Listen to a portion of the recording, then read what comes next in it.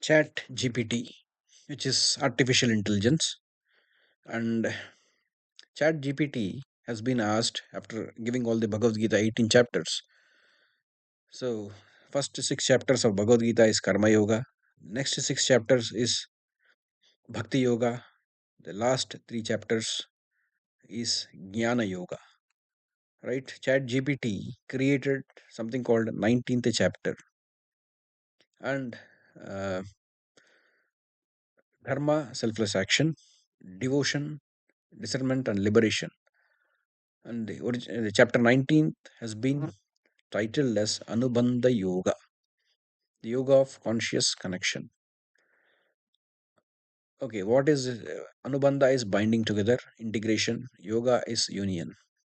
So, well, we have to talk something about the connection. So, why this theme? Gita is has been instructed, Bhagavad Gita has been instructed to Arjuna when he was facing a dilemma, what he should do. Then Lord Krishna came up with Karma Yoga. You have to start doing your duty. That's first thing how he starts talking. And bhakti is not love, bhakti is devotion. Then uh, it's mistaken as love, but Krishna says dvandvair vimukta sukadukka sangyer rakshanta muda padamavyem tat. That is, you have to be away from duality, love, hate, dislike, like, anger, peace, everything that is duality in nature. You have to be away. You have to discard this, then only you will get salvation. So, how can bhakti be love? Bhakti is devotion, pure devotion. That's how you realize it. Karma is your action, and you have to be detached with action. That's what he says. So, karma you have to see akarma, akarma in that akarma you have to see vikarma. In vikarma you have to see karma. So, that's how he talks about it. So, anyway, jnana is the knowledge. The last six chapters beautifully they talk about the knowledge of the three gunas and how to overcome these gunas. Sattva guna is all about love. Okay, so you have to overcome it because it's also get soul also gets binded because of love. Soul also gets binded because of hate. Soul also gets binded for not doing anything. Neither love nor hate. There is no bindage. So in that Arjuna says, "Oh, divine one," the 19th verse. Arjuna says, "O divine one, how may I lost the ocean of worldly life attain peace by uniting the paths of yoga? Tell me, O Lord." There is Krishna clearly says there is no question of difference between all the three. They are the same. But again, this Chat GPT is giving you 19th chapter. Want to unite all the three, which is again nonsense. Let's explore what the Chat GPT is saying. Uh, so the integration Anubandha is known as a supreme yoga. How can see the supreme when one embraces action, devotion, and knowledge as one, the integration is called supreme yoga. You don't have to. You can if you do one, that is enough. Like the karma yogi who is doing karma all the time, it doesn't. He'll get knowledge because of his actions. The jnana yogi is already crossed the path of all this. So sannyasi, for example, he is doing everything even though he does nothing. The real sannyasis you don't see these days, unfortunately. All those sannyasis are running mutts, feeding cows. They are doing the karma. They are not the real sannyasis. They are calling themselves sannyasis. And that is the most unfortunate thing. They are all going to hell, that's for sure. Because sannyasi is supposed to have only the kaupinam, that is a loincloth, and then beg in 12 houses for a day and not staying more than 3 minutes in front of a house and not stay more than 3 days in a village or town or city or place wherever he is, and then go to the next because you get attached if you stay more than 3 days. So this is the concept. That is the reason why they keep traveling all the time and they do not stay in one place. They are the real sannyasis. And don't tell sannyasis to go and work, please. The people who are ignorant. They say you have good hands, good legs. They have renounced the world. They don't have to do anything. It is your duty as a householder to feed them. It is not their duty to go and work, because you are interested in having a family. You are interested in having everything. So you have to do it, not they. They have given up everything. Okay, then Krishna's. So the third verse, what it says is also another, neither abandoning action nor denying devotion or rejecting knowledge, but wearing them together. This is the wisdom of integrated yogi. This is not kind of, mixed drink. What do you call the mixed fruit cocktail drink, whatever. You cannot say the wisdom and karma, they are the same. If you are doing proper action, it's the same. That's what he says in Bhagavad Gita. But this chat GPT is confused with what you are not supposed to say.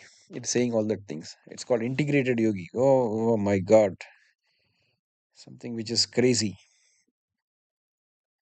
Then the chapter, the fourth verse, it talks another nonsense. Knowledge dwells in the heart, and action flows through the hands. The mind vibrates with love. Thus, the confluence of all these rivers, the ocean of peace is reached. How come you say all this? You are an idiot, Chat GPT. Knowledge dwells, of course, knowledge is attained, and knowledge doesn't dwell in heart. It has to, you reach the knowledge, and then once you reach the highest knowledge, then you will not do anything. There is no action further, because the person who has attained full knowledge cannot be disturbed by the world, by any kind of action, because he is the one who sits in a place undisturbed, without having hunger, thirst, or even yogis. There are higher level yogis who do not even breathe. Probably they breathe once in 6 months, or even less than that. Say once in 2 3 years they may breathe. That is how they are. They have control over everything. They just leave the body when they want to leave. That's it. How can you say that action flows through hands? Action doesn't. This is again another nonsense, because there are 10 organs, five sense organs and five action organs: hands, legs, genitals.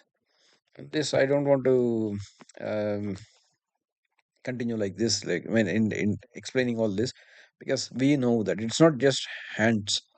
So this Chat GPT doesn't even know the basics. Mind vibrates with love. How can you say that mind vibrates with love or compassion, whatever it is? It doesn't vibrate once you reach that position. Whether somebody is crying, like it behaves like lot of death. Okay, lot of death doesn't show any compassion towards anyone. Okay, this guy is having only one. He's the only one bread earner. He's very young. He's only 25 years old. He doesn't. He has a sister who is supposed to get married, and she's still in the university. Then their mother is blind, father is having cancer and bedridden, whatever. This things he will die. The time has come, go, that's it. Whether they live or they go and beg, he doesn't care. This love and hatred is only for this people of duality, not people who crossed duality.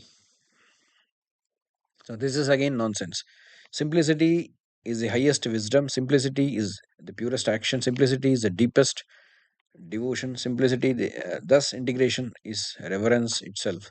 19.5 verse. Again another, uh, this simplicity, what he talks is something which is again rubbish, because simple and complex both are again coming into duality. So you are again pulling people to duality. So it doesn't make sense. This is the 15th, fifth verse of the Chat GPT created yoga, Anubandha yoga. So this is again, how do I live in the world? Again, it's another, this is another nonsense.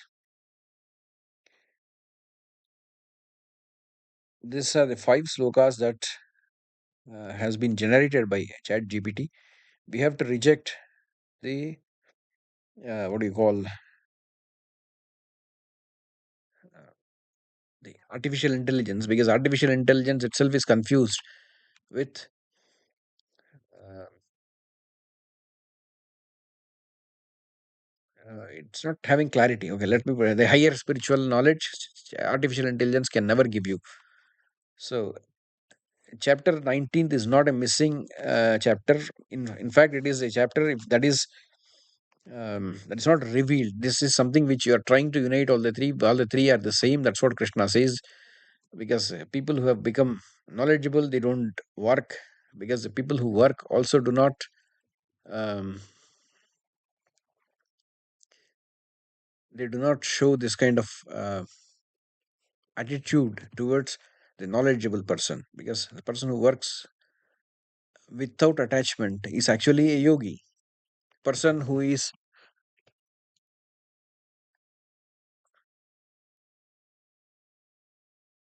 uh, yogi already with knowledge, he will not work. He will sit in Himalaya somewhere. And the person who is doing devotion, he is serving others. And in no way you can see that they are different. The devotee is compassionate towards the fellow devotees, towards every creature, and he sees God in every place because that is a true devotion. He is someone who always have some respect towards nature, towards fellow devotees, and this is the same quality that you see in all the enlightened souls. And they are neither partial towards someone nor impartial. They have nothing to do with this universe. You can't attach any kind of quality to these people, and this is the main thing which we have to understand. They are beyond the duality, they are beyond everything that uh, we people believe. Like God, these people say God is love. No, God is not love. God is not hate either. It is not a quality of God to be in love or to be in hate. He looks only at quality of dharma. Is he following the dharma or is she following the dharma? He doesn't see who, what kind of color you are, what kind of uh, money, what kind of money you have, or anything. This is the same example like Krishna. He went to Hastinapura. Then Vidura was there. He informs that Krishna is coming. Then sorry, not Vidura goes to Dhritarashtra and informs him. And Dhritarashtra says, okay, whatever the object Krishna likes, give it to him. And he tries to bribe in a way. He says, Vidura says, change your mind. He is not interested in your materialistic things. He only just listen to what he says and do what he says. Then you will be freed from all the kind of anxiety and your sons will be saved. Otherwise, the results are going to be horrible. This is what Vidura instructs and goes away. And he knows the heart of Dhritarashtra that he wants to bribe. Completely, he's what do you call stingy fellow. He doesn't want to give anything to anyone. The name itself says Dhritam Rastram, that is, he wants others' property in his account. Some people say Duryodhana, no, nobody names a child Duryodhana. No, Duryodhana has been named properly. His name is Duryodhana. So, the one who has all the negative energy. When he was born itself, foxes came to the Hastinapura cities outside walls and started to uh, wail a lot as if somebody is going to die. And the wailing was also not proper wailing, as if it's a kind of death wailing. So these things have happened at the time. Then Vidura and other sages went and told Dhritarashtra to throw away the kid and then save the world and save his family. But Dhritarashtra didn't. Then after looking at the horoscope, when they name him, they properly named him because Duryodhana was the incarnation of Kali Purusha. Kali means fighting. That is the reason why wife and husband fight in these days and there is divorce. So this is all about